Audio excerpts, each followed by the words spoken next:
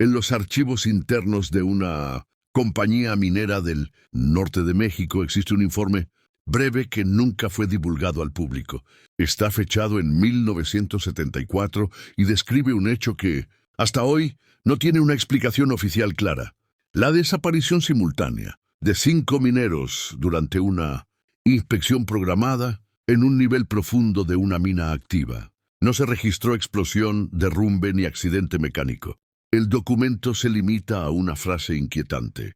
El equipo no volvió a responder tras el último descenso. Los 5 hombres no eran novatos. Todos tenían años de experiencia trabajando bajo tierra y conocían bien esa mina. El descenso que realizaron aquella mañana estaba planificado, autorizado y supervisado. Había registros de horario, equipos revisados y comunicación constante por radio. Durante más de una hora, todo transcurrió con normalidad.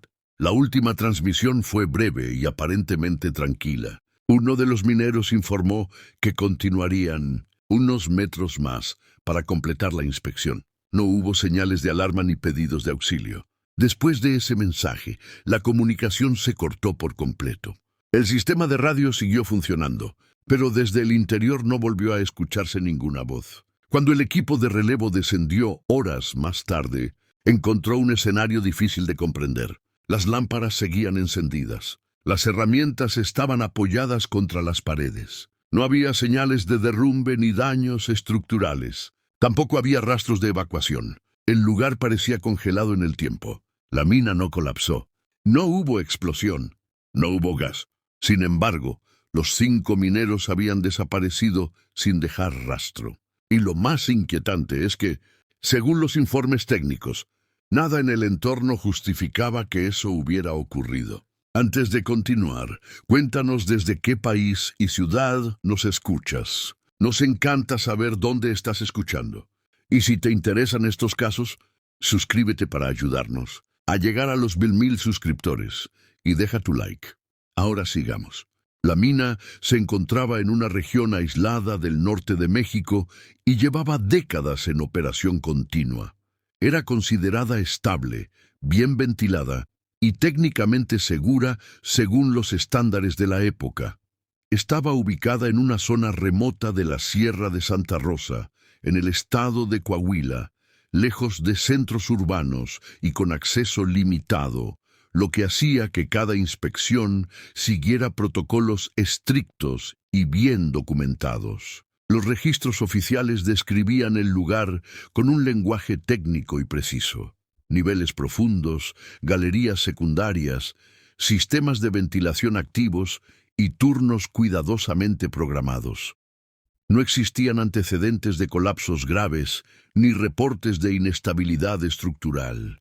Para la empresa era una mina más dentro de su red de operaciones en la región. Sin embargo, en los días previos a la desaparición, comenzaron a aparecer anotaciones poco habituales en los informes internos.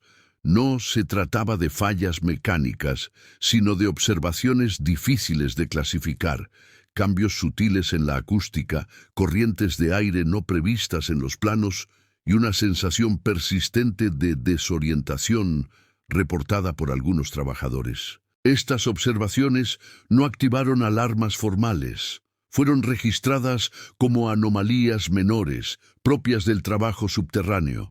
Nadie imaginaba que esas notas, aparentemente irrelevantes, se convertirían en las únicas advertencias previas a un hecho que marcaría para siempre la historia de la mina. Lo que ocurrió después no fue un accidente convencional ni un evento claramente identificable.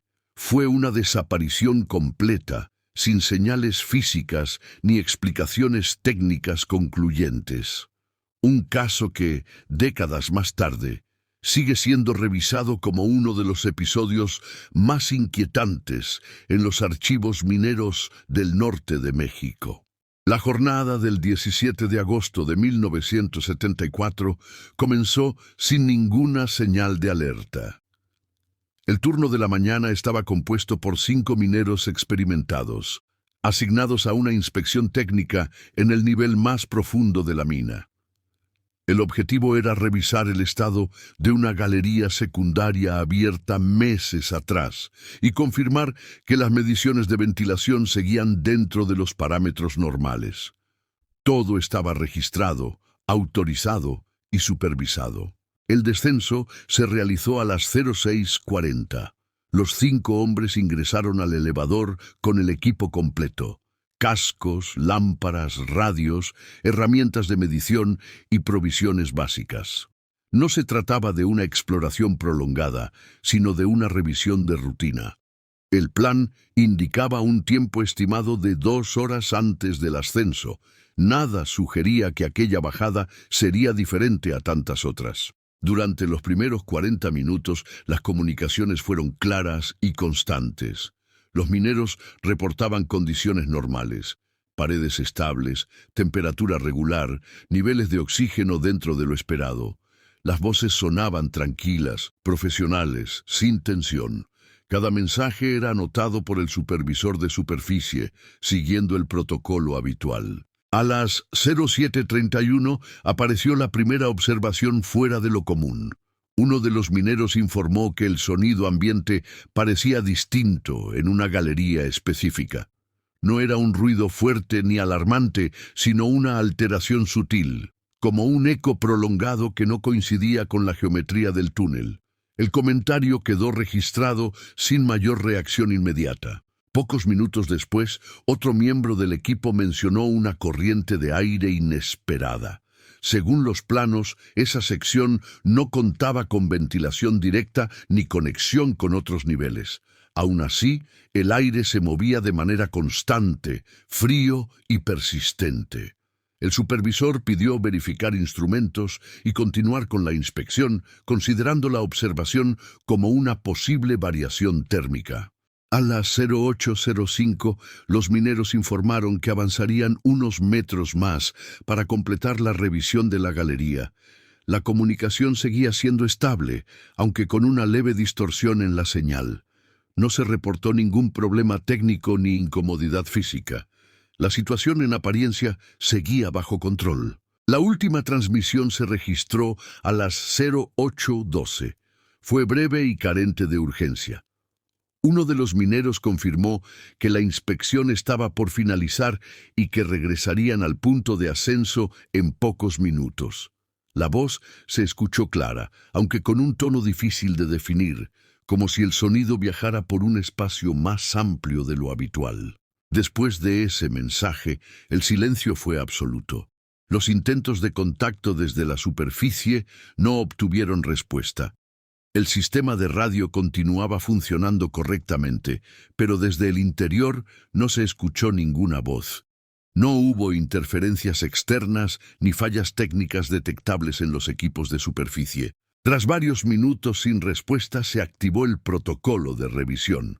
El supervisor ordenó preparar al equipo de relevo para un descenso preventivo. A esa altura, nadie hablaba de un accidente grave. Se asumía un posible problema de comunicación o un retraso menor. Sin embargo, la ausencia total de señales comenzaba a generar inquietud. Ninguno de los presentes en la superficie podía imaginar que esa inspección rutinaria marcaría el inicio de un caso que, décadas después, seguiría sin una explicación clara. Los 5 mineros habían descendido a la mina conforme a todos los protocolos conocidos. Y sin embargo, algo en el interior dejó de responder a las reglas establecidas. El equipo de relevo descendió a la 0903, siguiendo el mismo trayecto que había tomado el grupo original. Estaba compuesto por 3 trabajadores y un ingeniero de seguridad, todos con experiencia suficiente para identificar anomalías estructurales o fallas técnicas. El objetivo inicial no era un rescate, sino verificar el estado de las comunicaciones y confirmar la ubicación del equipo desaparecido. Desde los primeros metros, el descenso se sintió distinto. No peligroso, pero extraño. El sonido del elevador parecía amortiguado, como si el aire absorbiera parte del ruido mecánico. Ninguno de los instrumentos marcó fallas, pero el ambiente se percibía más denso de lo habitual, algo que no quedaba registrado en los medidores. Al llegar al nivel inspeccionado por los 5 mineros, lo primero que encontraron fue una lámpara encendida apoyada contra la pared.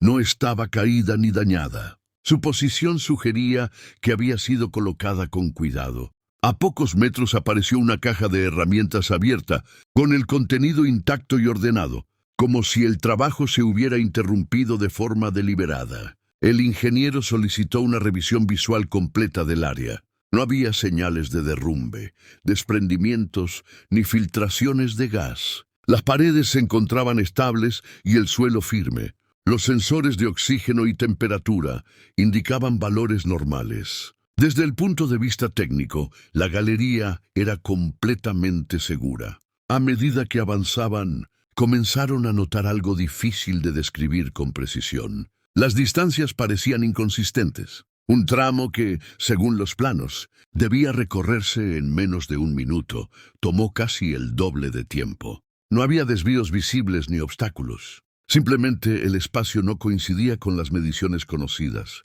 El equipo intentó comunicarse por radio con la superficie para informar de las observaciones. La señal funcionaba, pero presentaba un leve retraso. Las respuestas llegaban fraccionadas, como si el sonido tuviera que recorrer un trayecto más largo de lo normal. Aún así, el contacto nunca se perdió por completo. A las 09:27 encontraron el primer casco, apoyado sobre una roca. No mostraba daños ni signos de caída. La lámpara frontal estaba apagada, pero la batería conservaba carga. No había huellas claras alrededor, solo marcas superficiales que no conducían a ninguna dirección específica. Pocos metros más adelante, localizaron otros objetos personales: guantes, una cantimplora, un cuaderno de notas. Todo aparecía distribuido de manera irregular, sin un patrón lógico. No parecía un abandono apresurado, pero tampoco una simple pausa de trabajo. Era como si los objetos hubieran sido dejados atrás uno a uno, sin urgencia visible. El ingeniero ordenó detener el avance cuando comenzaron a sentir una presión incómoda en los oídos. No era dolor, sino una sensación constante, similar a un cambio de altitud, aunque los instrumentos indicaban que permanecían en el mismo nivel. Varios miembros del equipo reportaron desorientación leve, dificultad para calcular el tiempo transcurrido y una sensación persistente de incomodidad. A las 09:41, el equipo decidió regresar. No habían encontrado a los 5 mineros ni rastro claro de su desplazamiento. Técnicamente, no había motivos para un retiro inmediato, pero ninguno se sentía cómodo continuando la búsqueda sin apoyo adicional. La mina seguía intacta, silenciosa y profundamente inquietante. Tras el regreso del equipo de relevo, la mina entró en un estado de vigilancia inusual. No se decretó emergencia pública ni se notificó a las autoridades externas de inmediato. La empresa decidió primero revisar los registros técnicos, convencida de que la explicación debía encontrarse en los datos. Sin embargo, fue precisamente allí donde surgieron las primeras irregularidades difíciles de justificar. Los registros de comunicación mostraban algo extraño. Las transmisiones de radio de los 5 mineros aparecían completas hasta el último mensaje, pero los intervalos de tiempo no coincidían con los horarios reales. Algunas respuestas parecían haberse registrado con segundos de diferencia, otras con retrasos de varios minutos, aun cuando las voces indicaban conversaciones continuas. Al revisar las grabaciones de audio, los técnicos notaron variaciones sutiles en el tono ambiental. No se trataba de interferencias ni ruido eléctrico. Era una alteración constante, como si el sonido hubiera sido captado en un espacio más amplio del que realmente existía. Los ecos persistían más de lo esperado y en ciertos fragmentos parecía escucharse una respuesta que no correspondía a ninguna voz humana identificable. Los planos de la mina también comenzaron a generar dudas. Según los mapas oficiales, la galería inspeccionada tenía una longitud exacta y bien documentada. Sin embargo, al comparar los tiempos de desplazamiento del equipo de relevo con los registros previos, surgían discrepancias difíciles de explicar. El recorrido había tomado más tiempo del que permitía la distancia real. Un ingeniero propuso que los planos pudieran estar desactualizados. La hipótesis fue descartada rápidamente. No se habían realizado excavaciones recientes en ese nivel.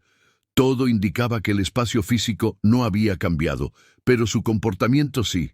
Una conclusión incómoda que nadie se atrevía a formular en voz alta. Mientras tanto, los objetos recuperados fueron llevados a la superficie. El cuaderno de notas perteneciente a uno de los mineros contenía observaciones normales hasta la última página escrita. Allí, la letra se volvía irregular y las frases incompletas.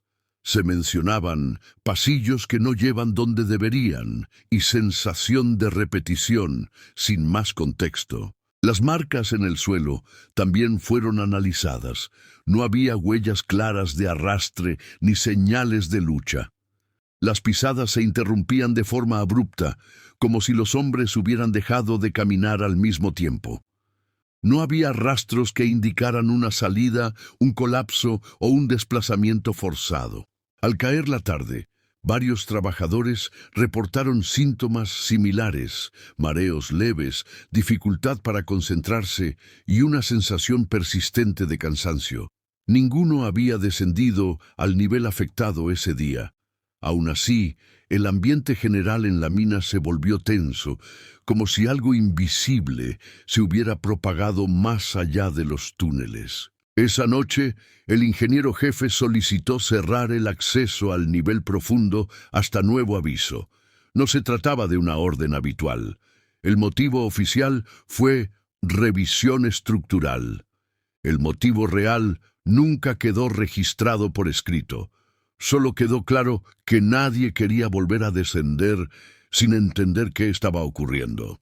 Los 5 mineros seguían desaparecidos, y cuanto más se revisaban los datos, más evidente resultaba que el problema no era un fallo humano ni técnico. Algo en la mina no estaba funcionando como debía, y los registros eran la primera prueba de ello. A primera hora del día siguiente, la empresa ordenó el cierre físico del acceso al nivel profundo. Se colocaron barreras metálicas, señales de restricción, y se asignó personal de vigilancia permanente. Oficialmente, la medida respondía a una revisión preventiva. En la práctica, era un intento por contener una situación que ya no parecía bajo control. Los ingenieros realizaron una nueva evaluación desde la superficie. Revisaron planos, registros históricos y reportes de excavaciones antiguas.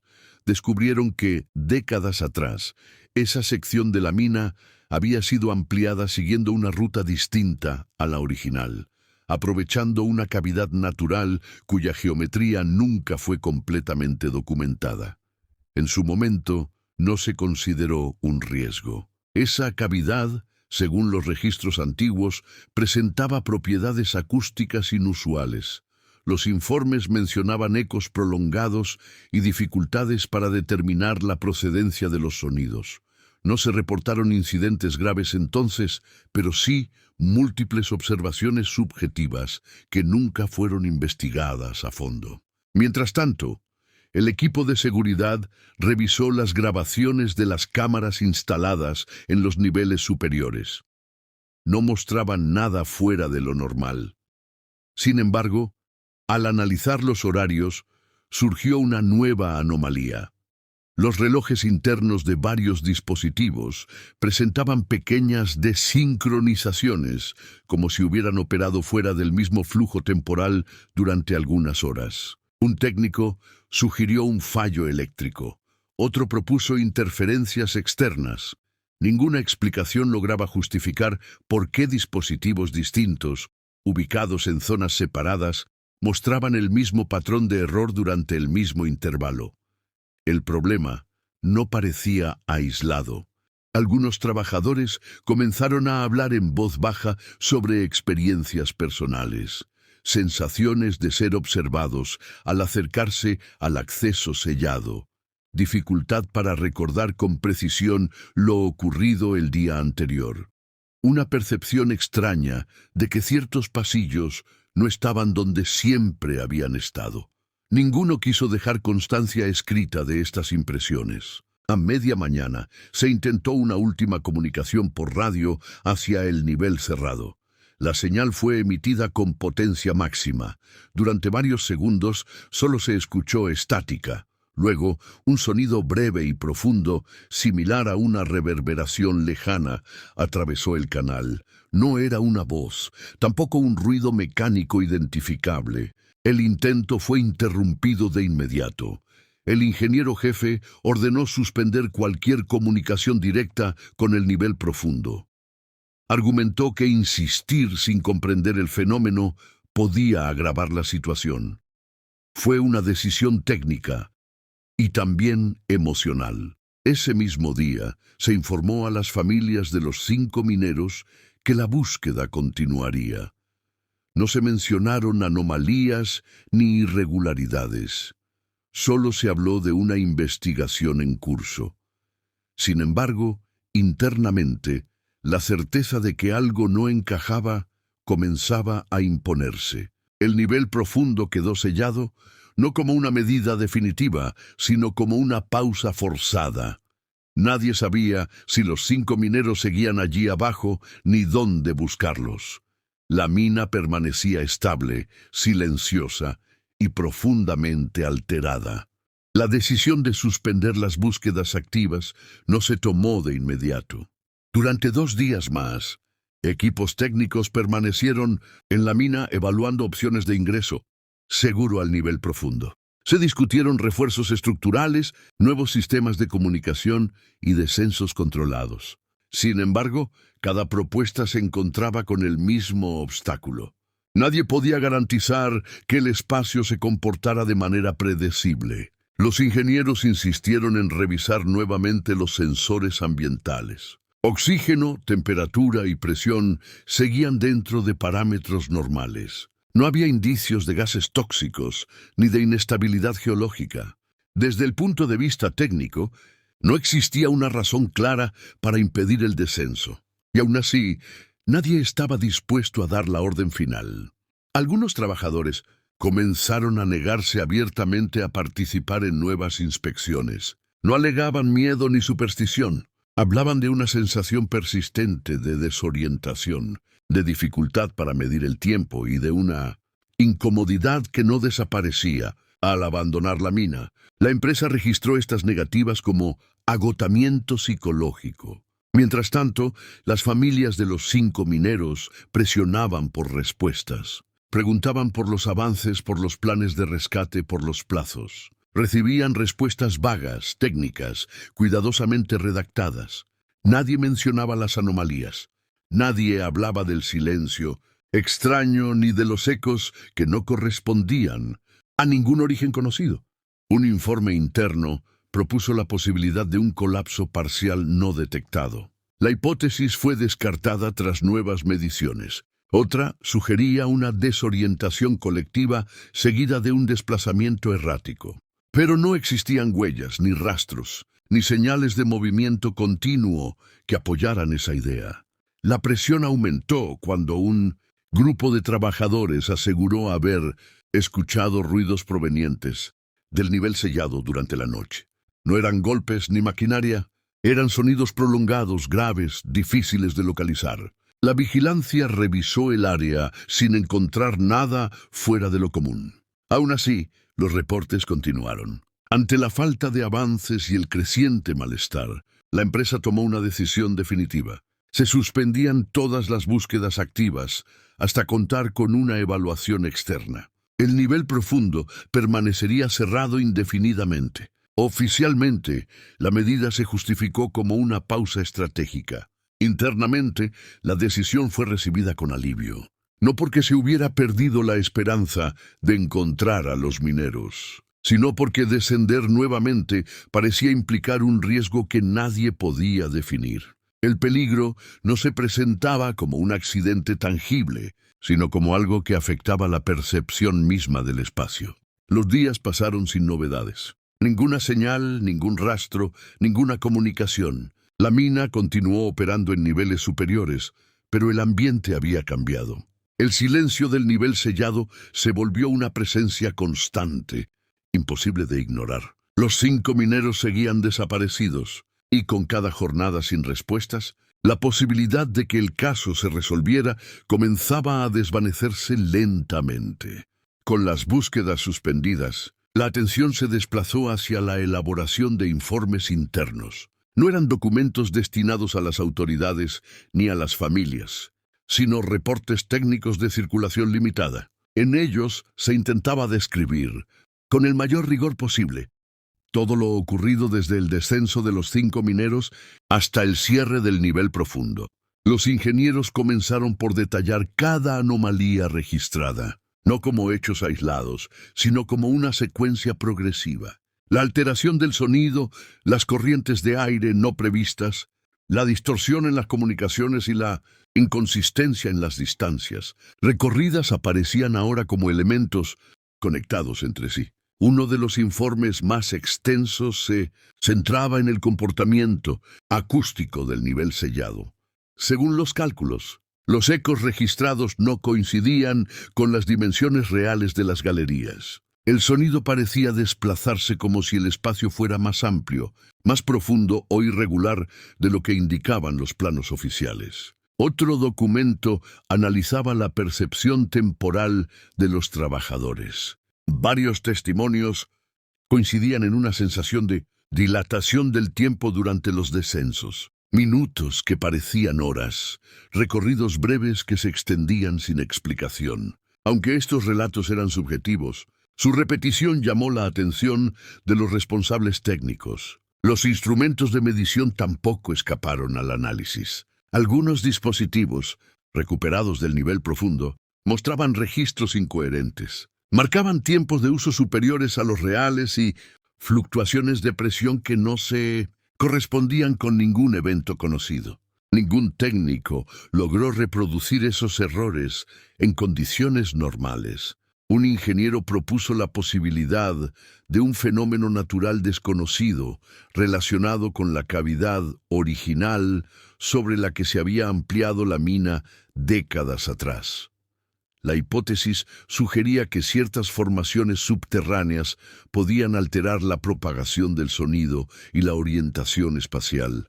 Sin embargo, no explicaba la desaparición total de 5 personas sin dejar rastro físico. En paralelo, se discutió la conveniencia de informar a organismos externos. Algunos defendían la transparencia total. Otros temían que una investigación externa obligara a reabrir el nivel sellado, exponiendo a más trabajadores a un entorno que ya había demostrado comportarse de manera impredecible. Finalmente, se optó por una solución intermedia. Se elaboró un informe resumido para las autoridades, omitiendo las observaciones más inquietantes. Las anomalías perceptivas y los problemas de orientación quedaron clasificados como factores no concluyentes. Los informes completos fueron archivados con acceso restringido. No se destruyeron, pero tampoco se divulgaron. Quedaron como documentos incómodos, difíciles de explicar y aún más difíciles de ignorar para quienes los habían redactado. Mientras tanto, el nivel profundo permanecía sellado. Nadie descendía, nadie escuchaba, y los 5 mineros seguían siendo una ausencia sin explicación, registrada solo en papeles que pocos estaban dispuestos a leer en voz alta. Con el paso de las semanas, la desaparición de los 5 mineros comenzó a filtrarse fuera del entorno interno de la empresa, no como un informe oficial, sino a través de comentarios aislados, rumores entre trabajadores y relatos fragmentados que circulaban en comunidades cercanas. La versión pública hablaba de una investigación en curso, pero el silencio prolongado despertó sospechas inevitables. Algunos mineros que habían trabajado en turnos anteriores al incidente fueron llamados a declarar de manera informal. No se trataba de interrogatorios formales, sino de conversaciones registradas en notas internas. En ellas, varios coincidieron en mencionar sensaciones similares al acercarse al nivel profundo. Mareo leve, confusión espacial y una incomodidad persistente que no sabían cómo describir. Un trabajador relató que, días antes de la desaparición, había sentido que los túneles no terminaban donde siempre. Aseguró haber caminado más de lo habitual para llegar a un punto conocido, sin encontrar obstáculos visibles. Su declaración fue archivada como percepción subjetiva, sin mayor seguimiento. Otro minero mencionó haber escuchado voces distantes mientras trabajaba solo en un nivel superior. No eran palabras claras, sino sonidos similares a conversaciones amortiguadas, como si provinieran de muy lejos. Al verificar por radio confirmó que no había nadie cerca. El reporte fue descartado como una confusión auditiva. Las declaraciones más inquietantes provenían de quienes habían participado en el equipo de relevo. 2 de ellos afirmaron haber tenido dificultades para recordar con precisión el recorrido realizado durante el descenso. Sabían que habían seguido el camino correcto, pero no podían reconstruir mentalmente el trayecto completo. Estas declaraciones nunca fueron incluidas en los informes enviados a las autoridades. Permanecieron en archivos internos, clasificadas como observaciones no verificables. La empresa argumentó que no existían pruebas físicas que respaldaran esos testimonios y que podían generar interpretaciones erróneas.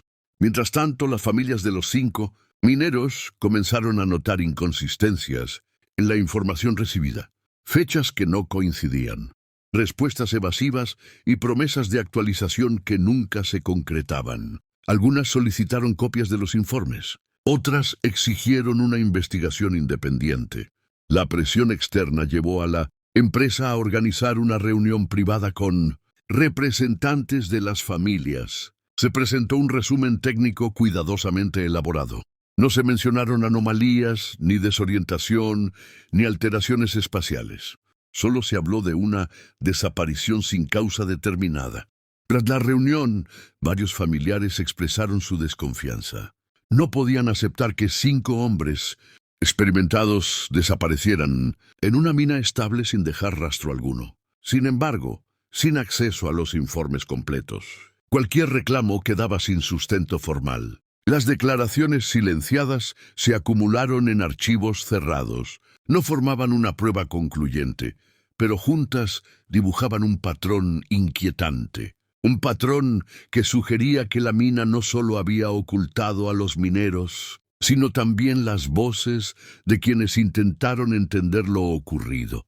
A comienzos del segundo mes tras la desaparición, surgió una propuesta interna que generó una fuerte división entre los responsables técnicos. Un grupo de ingenieros consideró que el cierre indefinido del nivel profundo era insostenible desde el punto de vista operativo y legal. Argumentaban que, sin una inspección final y documentada, la mina quedaría marcada por una incertidumbre permanente. La propuesta contemplaba un descenso limitado, estrictamente controlado, con un equipo reducido y un tiempo máximo de permanencia.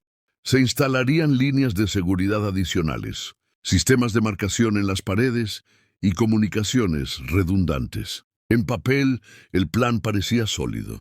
En la práctica, nadie quería ser el primero en firmarlo. Las discusiones se prolongaron durante días. Algunos advertían que insistir en el descenso podía exponer a más trabajadores a un entorno que ya había demostrado comportarse de forma anómala. Otros insistían en que abandonar el nivel sin una explicación definitiva equivalía a admitir un fracaso técnico inaceptable.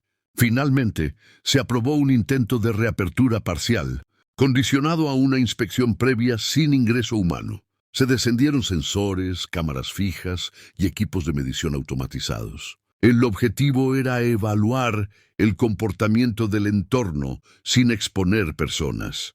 Los dispositivos fueron bajados siguiendo el mismo trayecto que habían recorrido los 5 mineros. Durante los primeros minutos, las transmisiones fueron estables. Las imágenes mostraban túneles intactos, iluminación funcional y ausencia de obstrucciones. Todo parecía confirmar que el espacio seguía siendo seguro.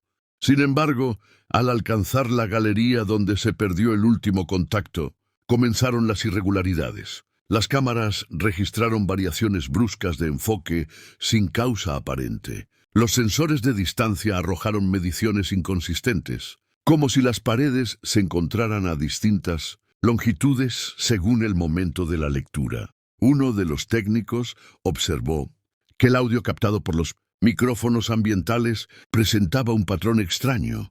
No se trataba de ruido de fondo, sino de una reverberación profunda que se activaba de manera intermitente, incluso cuando no había movimiento alguno en la zona. Tras 20 minutos de transmisión irregular, la señal se interrumpió de forma abrupta. Los dispositivos dejaron de responder simultáneamente. No hubo alerta previa ni indicación de fallo técnico. Simplemente quedaron en silencio, como había ocurrido con los radios de los mineros. El equipo técnico intentó reiniciar las conexiones desde la superficie, sin éxito. Los sistemas de control indicaban que los dispositivos seguían alimentados, pero no enviaban datos. Era como si la información se perdiera en algún punto del trayecto. El intento de reapertura fue cancelado de inmediato. La conclusión oficial fue que el entorno no permitía una inspección segura, ni siquiera de forma remota. Internamente, la sensación era otra. El nivel profundo no solo impedía el ingreso humano, sino que parecía resistirse a cualquier forma de observación. Desde ese día, la posibilidad de reabrir la mina quedó descartada. No por falta de recursos, sino por la certeza creciente de que el problema no podía resolverse con herramientas convencionales. El nivel profundo seguía sellado, y ahora también inaccesible. Tras el fracaso del intento de inspección remota, la dirección de la empresa convocó una reunión extraordinaria. Participaron ingenieros, asesores legales y representantes de seguridad industrial. El objetivo ya no era encontrar a los 5 mineros, sino decidir qué hacer con una mina que se había vuelto imposible de evaluar sin asumir riesgos inaceptables. Los informes técnicos coincidían en un punto.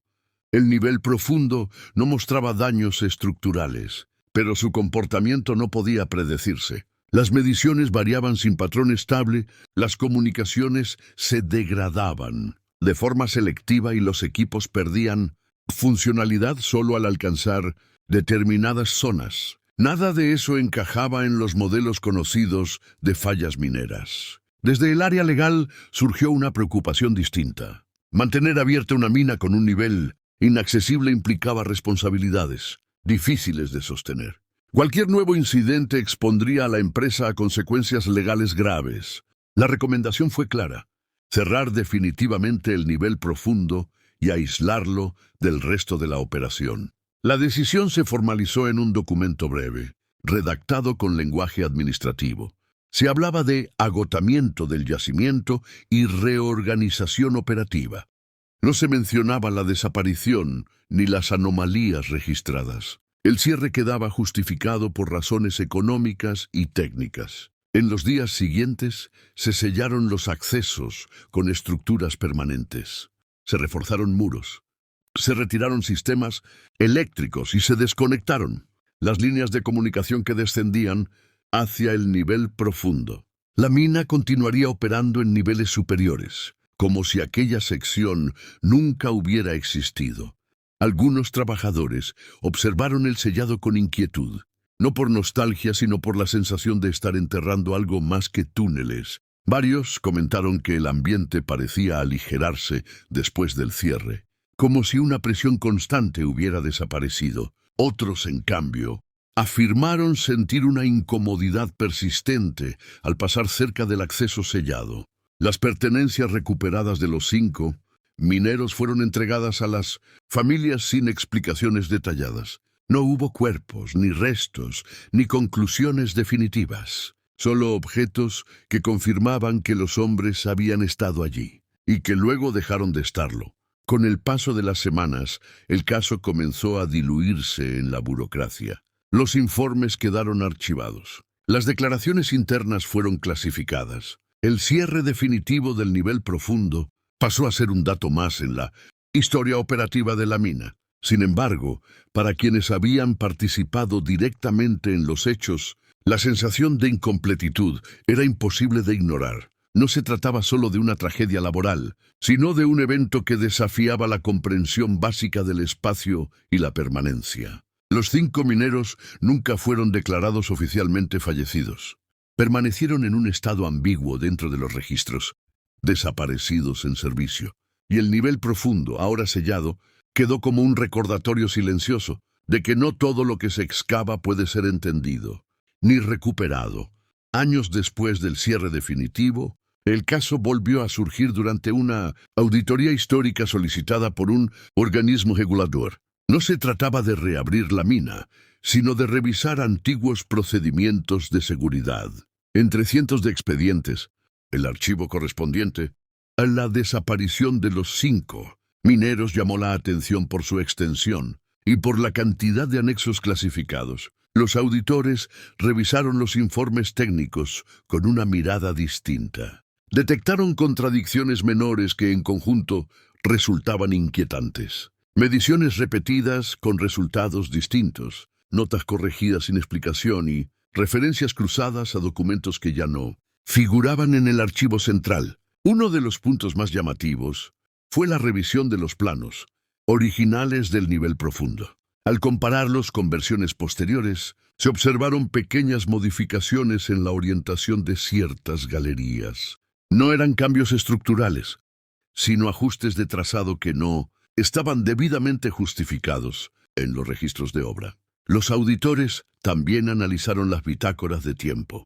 Descubrieron que, durante el día de la desaparición, varios relojes de control marcaron intervalos irregulares. Aunque las diferencias eran de pocos minutos, el patrón se repetía en dispositivos distintos, ubicados en áreas separadas de la mina. Al entrevistar a antiguos ingenieros, surgieron recuerdos imprecisos. Algunos admitieron que tras el incidente evitaron revisar ciertos documentos por completo. No por orden expresa, sino por una incomodidad difícil de explicar. Otros reconocieron haber aceptado conclusiones que, en retrospectiva, les parecían apresuradas. Un auditor propuso la posibilidad de errores administrativos acumulados. La hipótesis fue considerada, pero no explicaba por qué tantas irregularidades coincidían alrededor del mismo evento. El expediente de los 5 mineros parecía resistirse a una lectura clara, incluso décadas después. La auditoría concluyó sin recomendaciones concretas. No había base legal para reabrir el caso, ni pruebas suficientes para señalar negligencia técnica. Oficialmente, el expediente quedó cerrado una vez más, esta vez con el sello de revisión completada. Sin embargo, uno de los auditores solicitó una copia personal del archivo para estudio académico. La petición fue autorizada sin objeciones. Años más tarde, ese mismo auditor reconocería que nunca logró reconstruir una secuencia lógica de los hechos.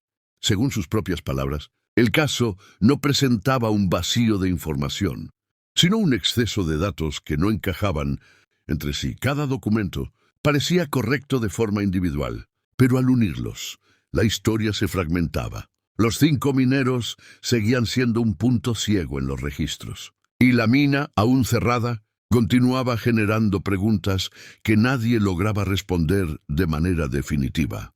Con el paso de los años, algunos de los involucrados directos comenzaron a hablar fuera del ámbito institucional. Ya no eran empleados activos ni estaban sujetos a protocolos internos. Sus testimonios no aparecieron en informes oficiales, sino en conversaciones privadas, entrevistas no publicadas y declaraciones registradas de manera informal por investigadores independientes. Uno de los antiguos supervisores recordó que, semanas antes de la desaparición, varios trabajadores habían solicitado cambios de turno para evitar el nivel profundo. No lo expresaban como miedo, sino como una preferencia inexplicable.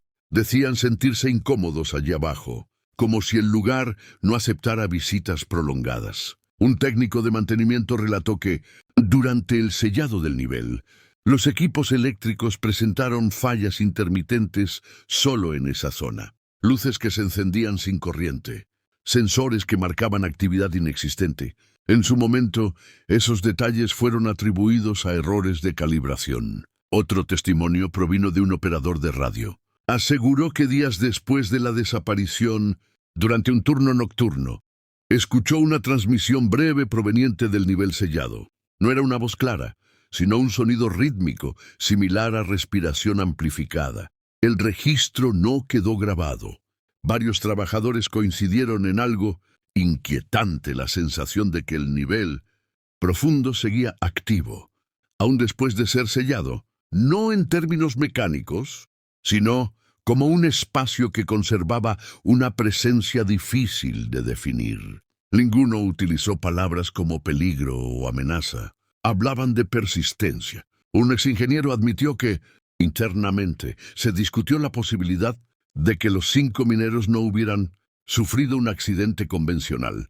Sin embargo, no existía ningún marco técnico para desarrollar esa hipótesis sin caer en especulación. La idea fue descartada por falta de herramientas conceptuales. Las familias de los mineros también aportaron relatos tardíos. Algunos afirmaron haber recibido llamadas telefónicas sin respuesta clara, meses después de la desaparición. Al contestar, solo se escuchaba silencio o interferencia. Ninguna de esas llamadas pudo ser rastreada. Con el tiempo, estos testimonios comenzaron a circular en círculos reducidos de investigadores y periodistas, no como pruebas concluyentes, sino como piezas adicionales de un rompecabezas que nunca terminó de formarse. Cada relato aportaba una capa más de inquietud, pero ninguna respuesta definitiva. La dificultad principal era la misma de siempre. Nada de lo descrito podía verificarse de manera objetiva. No había registros claros, grabaciones completas, ni evidencia física que respaldara los recuerdos. Todo dependía de la memoria y la percepción de quienes estuvieron allí. Aún así, la repetición de ciertos temas llamó la atención. Desorientación, alteraciones del sonido, fallas temporales y una sensación persistente de que el espacio no se comportaba de forma estable. Elementos que aparecían una y otra vez, incluso décadas después. Los testimonios tardíos no resolvieron el caso, pero reforzaron una idea incómoda. La desaparición de los 5 mineros no fue un hecho aislado ni accidental. Fue el resultado de algo que ocurrió en un lugar donde las reglas habituales parecían dejar de aplicarse. Con el paso de las décadas, la mina quedó reducida a una referencia secundaria en registros industriales. El nivel profundo, sellado y desconectado dejó de aparecer en planos operativos. Para las nuevas generaciones de trabajadores, aquel sector nunca existió. Solo los más antiguos recordaban que, bajo ciertas capas de roca y concreto, había un espacio que nadie volvió a pisar. Oficialmente, el caso de los 5 mineros fue clasificado como una desaparición sin causa determinada. No hubo responsables, ni sanciones, ni conclusiones técnicas finales. La empresa continuó operando hasta el agotamiento del yacimiento, y luego cerró definitivamente. Con el cierre, también se disolvió cualquier posibilidad real de reabrir el expediente. Los archivos quedaron repartidos en distintas dependencias. Algunos documentos se perdieron con el tiempo, otros permanecen archivados, accesibles solo para revisiones administrativas. Ninguno ofrece una explicación completa. La historia existe fragmentada, dispersa, imposible de reconstruir en una sola línea narrativa. Investigadores independientes han intentado, en años recientes, revisar lo ocurrido. Todos coinciden en lo mismo. No faltan datos, sino coherencia entre ellos. Cada informe parece correcto por sí solo, pero al unirse, el conjunto se vuelve inestable, como si el propio caso se resistiera a ser comprendido en su totalidad. No hay pruebas de un accidente convencional, no hay registros de una evacuación, no hay restos, no hay huellas. 5 hombres descendieron a una mina estable y simplemente dejaron de estar allí. Ese hecho por sí solo sigue siendo imposible de encajar en cualquier modelo conocido de riesgo laboral. La mina no fue declarada peligrosa por derrumbes ni gases. Fue abandonada por algo más difícil de definir. Un comportamiento del espacio que nadie supo describir con precisión, pero que todos los involucrados reconocieron de una u otra forma. Con los años, el recuerdo de los 5 mineros se convirtió en una ausencia administrativa. Sus nombres figuran en listas, en archivos, en memorandos antiguos. No hay tumbas, ni fechas de fallecimiento, ni conclusiones oficiales. Solo un vacío que nunca fue llenado. Algunos creen que el caso fue exagerado. Otros sostienen que la verdad fue ocultada deliberadamente. Pero quienes estuvieron allí coinciden en algo fundamental. El nivel profundo no era un lugar peligroso en el sentido tradicional. Era un lugar que dejó de comportarse como un espacio normal. Hoy, el acceso sellado sigue bajo toneladas de roca y concreto. No emite sonidos. No registra actividad. No ofrece señales, pero tampoco ofrece respuestas. Es un punto ciego en la historia minera de la región. Los 5 mineros nunca regresaron. Y aunque la mina fue cerrada, el caso permanece abierto en la memoria de quienes entienden que hay lugares donde no ocurre una tragedia visible, sino una desaparición completa de sentido. Si llegaste hasta aquí, gracias por escuchar este caso. Apóyanos suscribiéndote para llegar a los 1000 suscriptores y dejando tu like